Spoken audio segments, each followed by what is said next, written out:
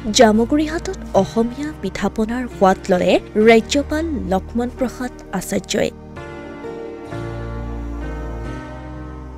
ভৰলীপৰীয়া কন্যকা বহুমুখী পাম পৰিদৰ্শন কৰি অভিভূত হৈ পৰিল ৰাজ্যপালগৰাকী।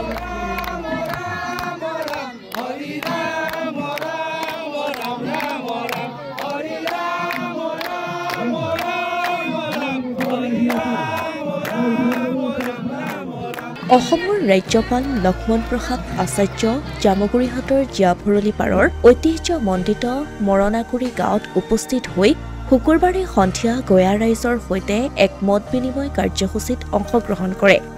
লগত থাকে তেওঁৰ পত্নীও। গাঁৱত ৰাজ্যপাল শীৰ্ষক কাৰ্যসূচীত অংশগ্ৰহণ কৰিবলৈ জামুগুৰিলৈ আহিছে ৰাজ্যপালগৰাকী।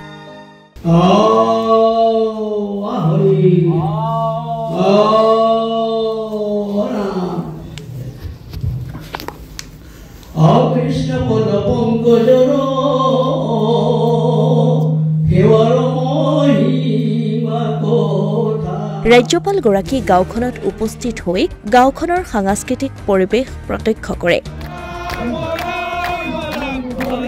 ৰাজ্যপালগৰাকীয়ে অসমীয়া খাদ্য সম্ভাৰ তথা তিলপিঠা, নাৰিকলৰ লাডু, চুঙা পিঠা আদিৰ জুতি লৈ অভিভূত হৈ পৰে।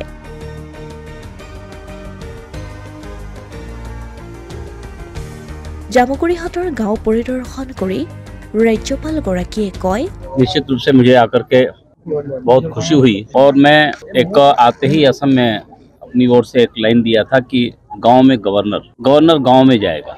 वहाँ के गांव का कृषि, वहाँ का कल्चर या जो गांव के कुटीर उद्योग और कैसे हमारे गांव कल बहुत सुखी गांव हुआ करते थे। आदरणीय प्रधानमंत्री जी कहा करते हैं मुझे विकास भी चाहिए और विरासत को भी संरक्षित रखना है।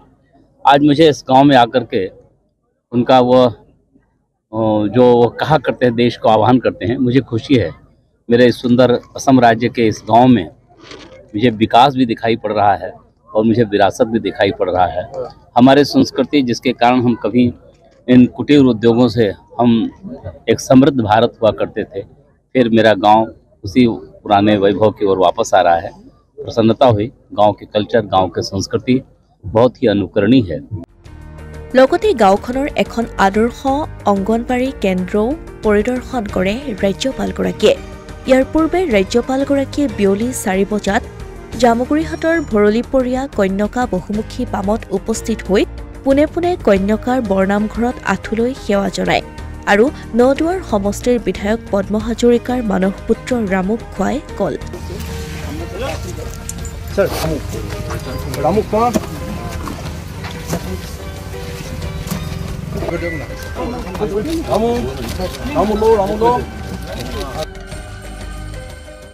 অসমৰ মহামান্য ৰাজ্যপাল ডাঙৰীয়া, আমাৰ সমষ্টিত ভৰলীপৰীয়া কন্যকা বহুমুখী ফাৰ্ম আৰু মৰণাকুৰি গাঁও, আচলতে ৰাজ্যপাল ডাঙৰীয়া গাঁও চলো অভিযান এটা তেওঁ লৈছে।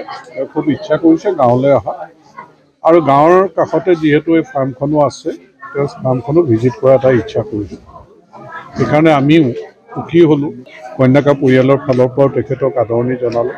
আমি তেখেতক পাই আনন্দিত আৰু লগতে মৰণাকুৰি গাঁৱৰ এই ৰাইজেও শিশুৰ পৰা বৃদ্ধ বৃদ্ধালৈকে সকলোৰ উপস্থিতিত গাঁৱৰ যিটো পৰিৱেশ, পিঠা পনা পোৱাৰ পৰা ঢেঁকী দিয়াৰ পৰা তাঁতশালৰ পৰা আৰম্ভ কৰি গোটেইখিনি চাই তেখেত বেছ সন্তুষ্ট। উল্লেখ্য যে পৰিদৰ্শন কালত ৰাজ্যপালগৰাকীক সংগ প্ৰদান কৰে নদুৱাৰ সমষ্টিৰ বিধায়ক পদ্ম হাজৰিকা আৰু যুৱ উদ্যোগী নীৰজ নিহিম হাজৰিকাই।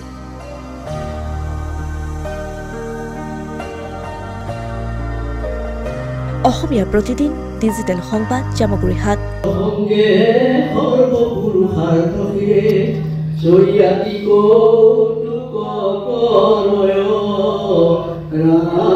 Soriati, oh